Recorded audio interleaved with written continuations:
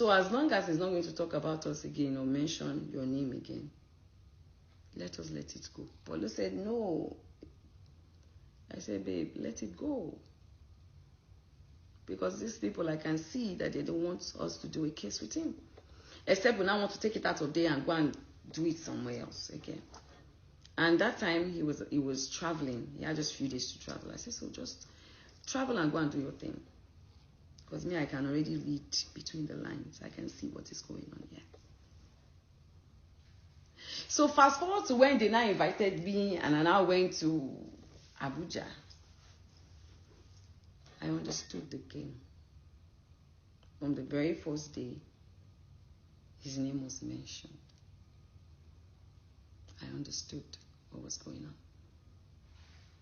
I could link everything in a second. And I held my peace and I played along. So now,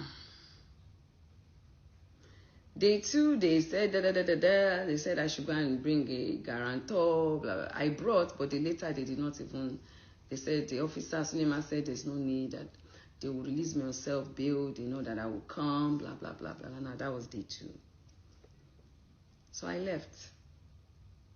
Went out with Tonto, did snap video, Even that day 1 too, after I finished eating and everything, me and Tonto, we all went out for a drink, but I just didn't post it.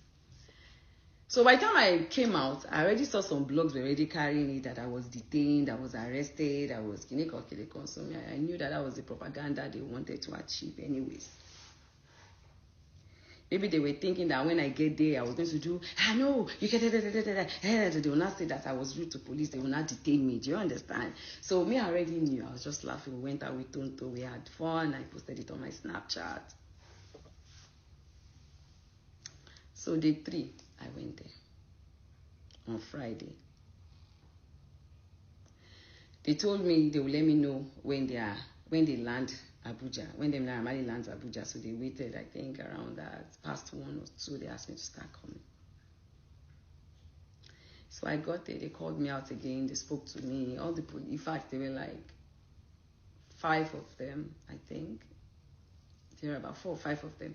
They called me. They started canceling me again. Madam, see, just, let it go. Just, this, just try and sort it. Just see how you can help him. Just,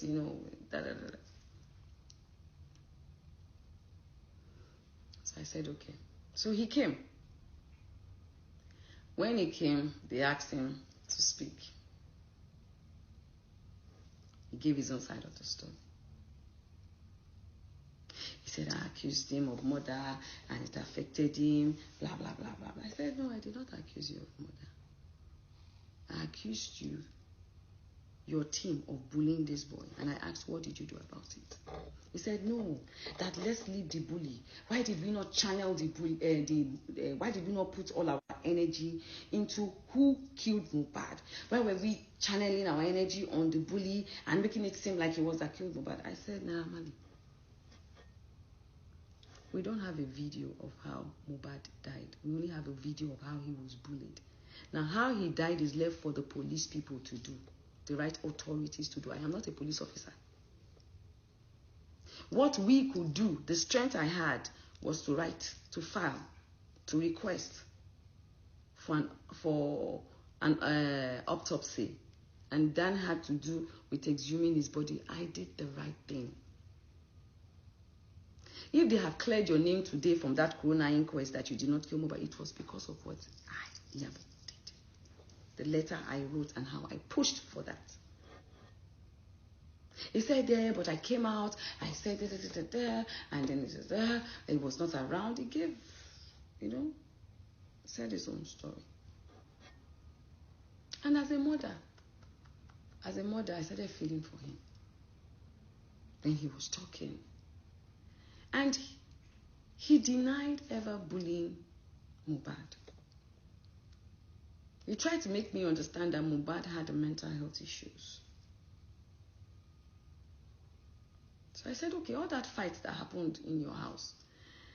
He said it was Mohbad came with his boys and they started the fight.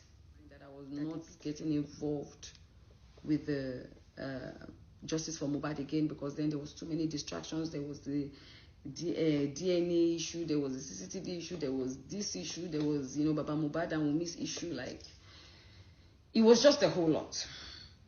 And I said, oh, thank God there's a corona inquest. Thank God an autopsy has been done. At least if we cannot achieve everything, we'll be able to achieve some. Let me take a bow. So with that consigned group, I came off it. But I have some people that are still in that group that has the full, do you understand? It's a crime for you to post people's private chats. It's a crime. You have to understand the law. But if the right authorities request for it, I'm sure the 1 or 2 or 3 people that still have the video, will, the group chat will tender the group chat. But asking that I post it, it's a crime. Why would I post other people's private chats? You want them to sue me? No. But take it to the right authorities. If they request for it, there are 1 or 2, 3 people that have it. They can go through the whole concerned citizen chat to see if there's anything implicating them. Even your own that you wanted to do justice for yourself, it was a link. I think it's Sam Clef that even first posted that link in the group. I can't remember. It was a link that was already trending online that they just put there.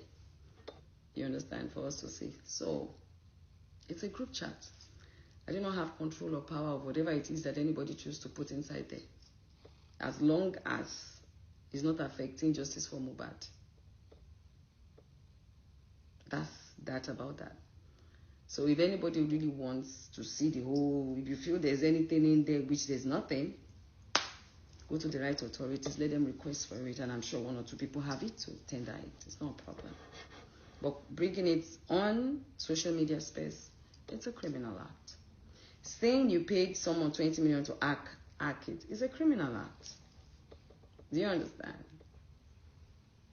Now, while we were having all this back and forth, Verydarkman was allowed into the interrogation room. Wow.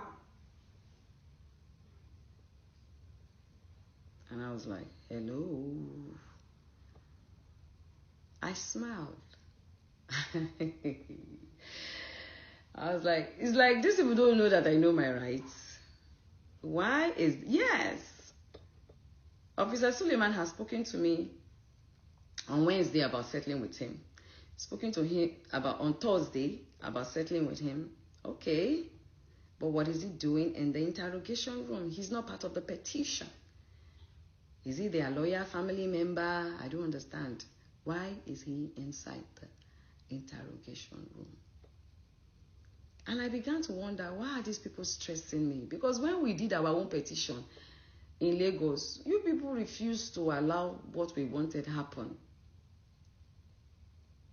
You guys refused. So why are you people stressing? Why are you people stressing me? I just said to myself, okay, I get it. And I was looking. I wanted to live there in one piece.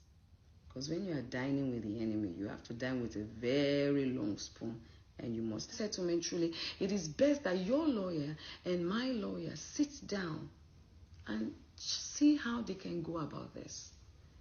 Because if I say on my own part that, okay, I have no grievances towards you anymore, what about the next person, the Nigerian person? I can't speak for everybody.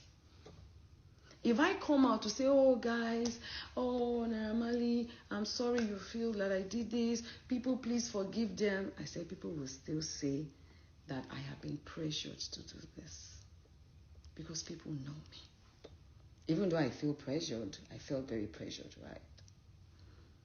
I said, so it is only best that your lawyer and my lawyer sit down and find a way to draft what we can present to the public. It's going to be a gradual process. And it's going to be from my own side. Taba fi owo si bomowi, afi owo tun famora. Do you understand? I said, if eventually we do that, and the people start accepting you back, and you do a good song, not the one you'll be talking about breast and not this one, I will vibe to it for you.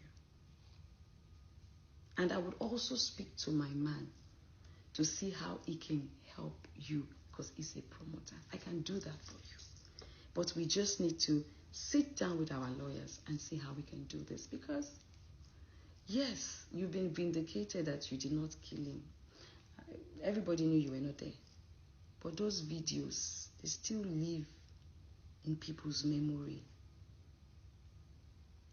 And I said it there. I said if you had deassociated yourself from Sam Larry, maybe it would have helped. But people feel like you are enabling the person that bully. You know, what people watch with their eyes is different from what you are telling them. You know, but you tell me something now, I can choose to be empathetic towards it or not. But when I watch something, it is hard to erase it from my memory.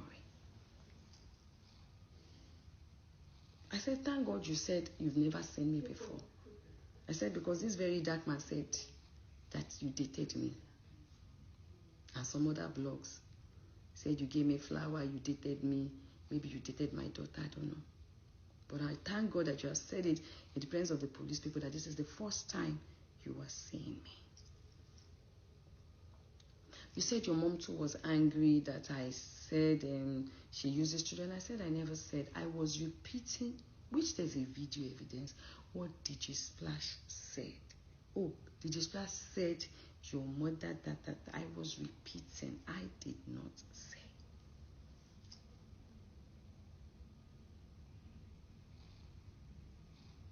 I said, so that is my conclusion.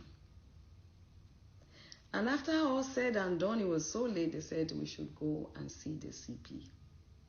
So we packed ourselves there. I sat down. What's his name? Namali sat down. They asked if he could sit down beside me. I said, yes, no problem. He sat beside me. Sam Larry was there. Our lawyers were there. The officers were there. Verydarkman and Tonto sat, at the near the CP Uche's desk. Because Tonto came in there later. She said she was called upon. That CP Uche called her to come, so she came. Okay, so we're all there. Now, meanwhile, before that was going on, after we got to that place, Officer Suleiman called me aside and said, Mama, what about Verydarkman's case too? I said, we want to settle all these things. That is why we asked him to come. Now, what we had as a conversation, he did more of the talking anyways. I was even talking more about what he had done to me, all the defamative things he had said. And then he was asking me, is that why you said this about the mother? And then the thing that they thought, which Naamali also thought, that it was a setup by some big shots in the industry, you understand? And then some cult people, he also started explaining to me again and trying to make me see reasons why he feels that this is what actually happened. And I listened. And after all said and done, I left there. And I came back to Lagos the next day. Did I leave the next day or the next 2 days? Was it on Sunday I left or Monday? I can't remember. Anyway, I left and came back to Lagos. Now, on getting to Lagos, I said my lawyer and their lawyer should meet, right? Officer Suleiman gave my lawyer the number of their said lawyer. I don't know who that is. And then my lawyer sent a message this is Iyabo Ojo's lawyer, blah, blah, blah, blah, blah. We're supposed to do that. There was no response. There was no response, right? 2 or 3 days later, my lawyer said, that person has not responded. And everything that was going on, I was communicating with the CP, Uche, and also communicating with Officer Suleiman. So I saw on the internet, oh, Iyabo Ojo has gone to beg Naira Marley, Iyabo Ojo has done this. I was like, If these people say they want settlement and we're trying to put our head together to see how we can even help him, what is all these things that they are putting on social media? So whatever it is I saw, I just munched, I sent it to the 2 officers. I called Wumi and I called Mohbad's mom. I invited them over. I sat them down. I explained everything I'm telling people now. I explained everything to them.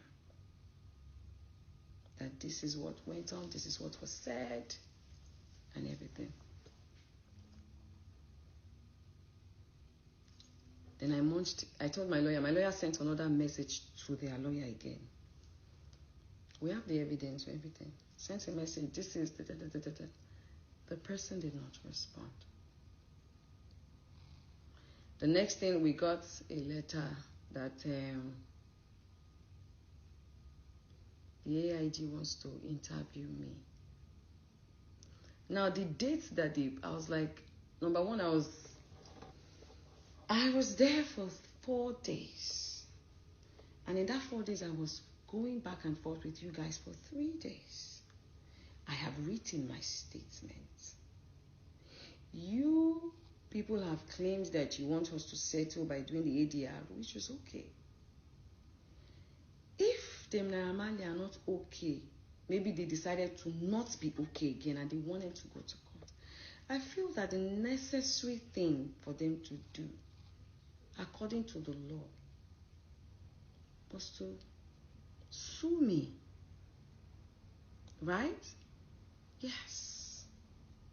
Sue me. Why are you asking me to come to Abuja again, risk my life, waste my money? After I was there 3 days, 3 times. The first day, Wednesday, Thursday, Friday, you guys said the same thing. After I'd even written a statement and said I am not guilty, you guys still went on to talk to me, continuously telling me to settle, help him. And I eventually said, okay. And I gave a condition to how I want to go about it. Now, if that condition is not okay for them, let them do the needful. Charge the case to court. Simple. Oh. So I was wondering, well, guess what? The date they asked me to come on the 9th was supposed to be the same date, my court case with Liz. I said, on this night, I'm supposed to be in court with Liz. So I can't even make it. Do you understand? So I asked my lawyer to write them that I can't make it on the night because I have a court case. That evening, a day before that day, a day before on the 9th, when I was supposed to, we already done the letter, sent it to them. So a day before on the 9th, I got a call. I was coming from my second shop. I got home and I got a call that there was a fire outbreak in my shop. Apparently, they've even been trying to call me. So by the time I could call them, they was on the phone, said the fire. I called the fire people. They said they were already on their way there because luckily all my, fire extinguisher that I have, I do it from them, So I had their contact. So I called one of them that usually comes to do everything in my office, and they said the firefighters were already there, on their way there. So I made my way there. I got there when they had even put out the fire, but the people were still there waiting for me. The ambulance, the fire, what do you guys call that thing? Is it the ambulance or fire? So the firefighters. So I met them there, and my anxiety level just went up because that never happened before. And that building is not my building, it's somebody's house. So I was so afraid, like, God. But that does not mean that you wish them death. So you were telling me, making me feel that bullying is okay.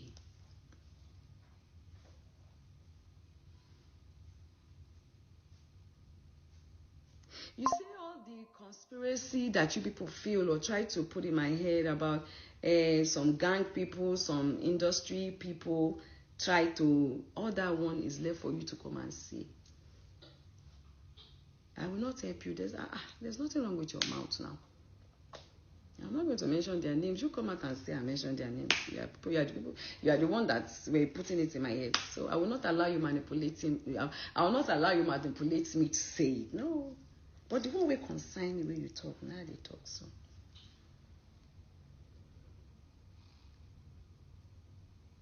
And you know, I said it to you. I said I really didn't wish to insult your mom, but I'm a Yoruba woman. When you insult a Yoruba woman, and she check your age, she say na person where she feel born, if she quick born, or she still say she senior you where, we will send you back to your mama and your papa. I said, I'm not supposed to get your mommy, but I was upset because it is not today. And I said, the video, did you mention my name? I said, you did not mention my name, but you wrote my name in the caption. You said you still have it. I said, I still have it. I munched it. I have everything. Thank God you don't delete your video. So I munched it in case you go and remove my name there. You now lie. You now smile that no, but he will go back and check it. I said, you wrote. I said, yes, you did not mention my name. You called me Phil that was called to Phil, but you wrote my name. Iyabo, don't you wrote it there? I munched it. I have it. And these are evidence that I have collected.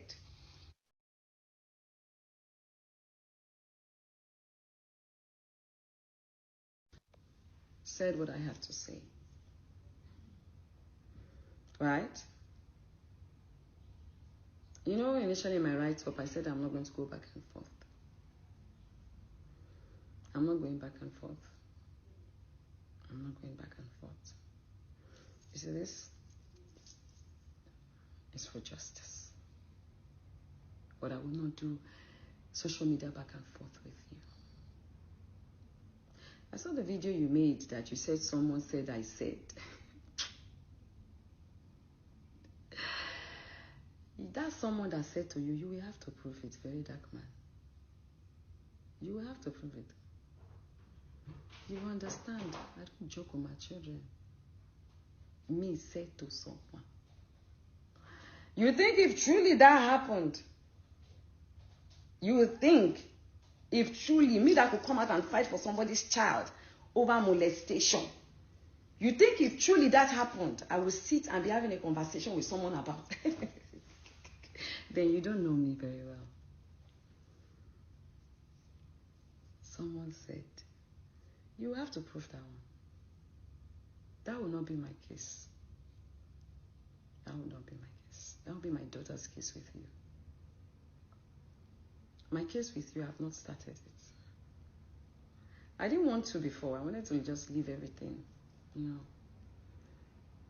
Just accept everything and just move on. But you see, you might be a narcissist. You might be a manipulator. But if there's one thing God has blessed me with, is wisdom and grace. I have studied you very well. You see, everything I've said about you, people are beginning to see it.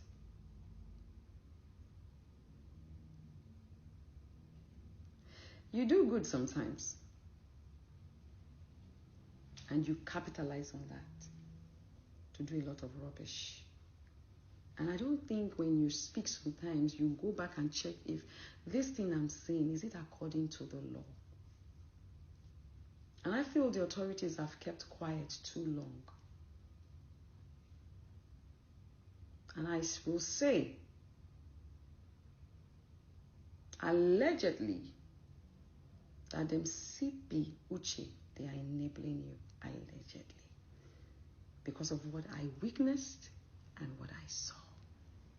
And you are the one who said to me, they are your boys. You guys work together. You give them jobs to do. So a lot of people that come to you to say, oh, somebody have duped me, somebody have done this, somebody has did this, somebody has did this. You take it. You said it with your own mouth. So that was when I said, okay. Okay, I get it. That is not how the system is supposed to work. Because you take jobs to them, or because, like you said, they are your boys, and it does not mean that when you commit a crime, that you should not be brought to book.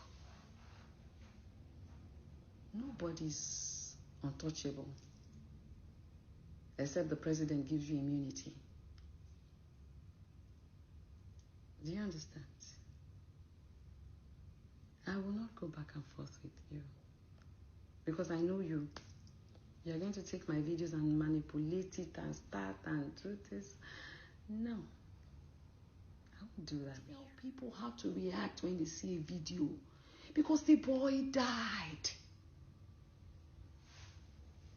He wrote a petition. He sang it in his songs. He wrote it. He tweeted about it. The one with Wunmi that came out, was it the one that released it? He did that even before Wunmi had their baby. But if the government, if they feel that Wunmi has a hand in his death, then they should do the needful by arresting her and persecuting her. It is the job of the police, the government, the judges, the lawyers. It is not my job. My own job, I have done it. I have tendered all their names. I have sent all the videos. I have requested that his body be exhumed. They have done their autopsy. The coroner inquest has given their statement. If you guys want to crucify me for that, you are in a very long thing, because I stand on the truth. And I will continue to speak the truth. No matter how many times you guys try to drag me or, manipulate the people against me, bring up different narratives and lies and stories. All my bank accounts, every single one of them, is there to be investigated. If I have collected a single dime,